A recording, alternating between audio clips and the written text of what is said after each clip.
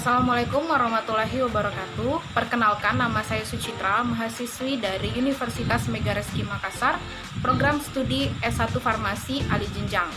Adapun dalam pembuatan video ini adalah untuk memenuhi tugas mata kuliah wawasan ilmu farmasi.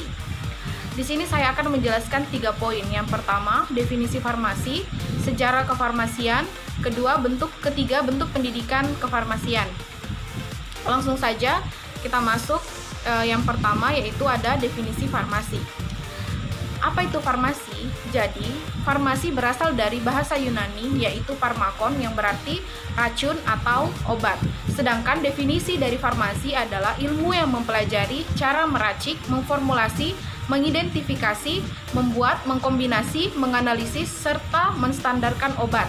Dan pengobatannya juga sifat-sifat obat beserta pendistribusian dan penggunaannya secara aman.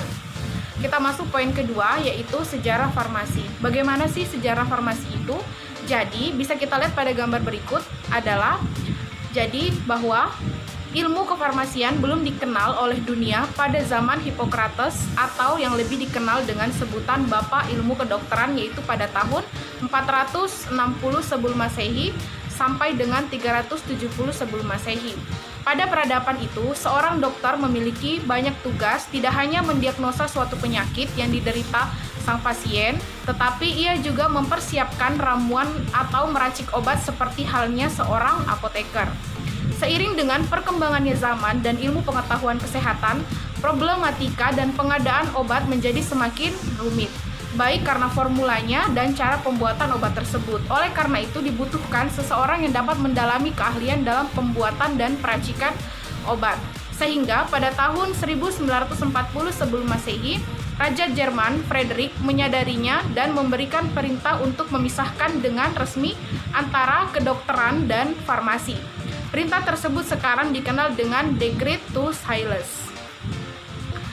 Selanjutnya, pasti kalian sudah tidak asing lagi dengan simbol atau lambang farmasi seperti berikut. Nah, jadi gelas atau mangkuk, cup and bowl itu adalah milik Hygieia, yakni seorang anak dari Asclepius, dewa pengobatan dan penyembuhan dalam mitologi Yunani. Dan Hygieia ini adalah dewi kesehatan, kebersihan, dan sanitasi. Sedangkan ular merupakan staf dari Asclepius yang sering dilambangkan sedang minum dari mangkuk atau gelas tersebut sebagai simbol penyembuhan. Lambang farmasi Bowl of Hygieia tersebut merupakan patung yang menggambarkan dewi Yunani. Hygieia sedang memegang mangkuk dengan ular jinak yang mengitarinya dan seolah minum dari mangkuk tersebut. Dan beberapa orang yang berpendapat bahwa mangkuk Hygieia dan ular merupakan simbol keseimbangan alam di muka bumi.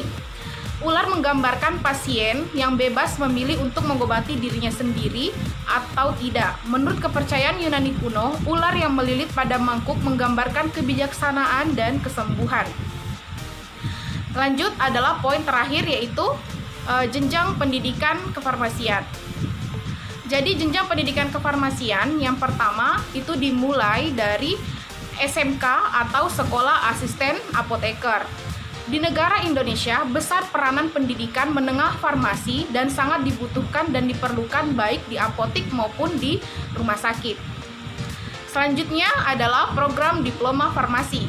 Program diploma farmasi itu ada D3 dan ada D4 dengan lama studi masing-masing. Untuk D3 itu 3 tahun dan untuk D4 itu ditempuh selama 4 tahun. Tujuannya adalah untuk menghasilkan tenaga yang kompeten. Selanjutnya adalah sarjana farmasi atau S1. Ini pendidikan tersebut ditempuh selama 4 tahun dan memperoleh gelar S-Pharm.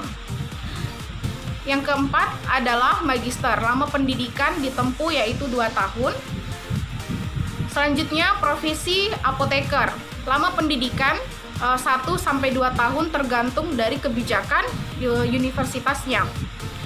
Dan yang terakhir adalah program doktoral. Jadi pada program doktoral ini ditempuh waktu studi selama 3 tahun. Oke, sekian dari pemaparan dan penjelasan saya. Mohon jika kurang lebihnya mohon dimaafkan. See you next video.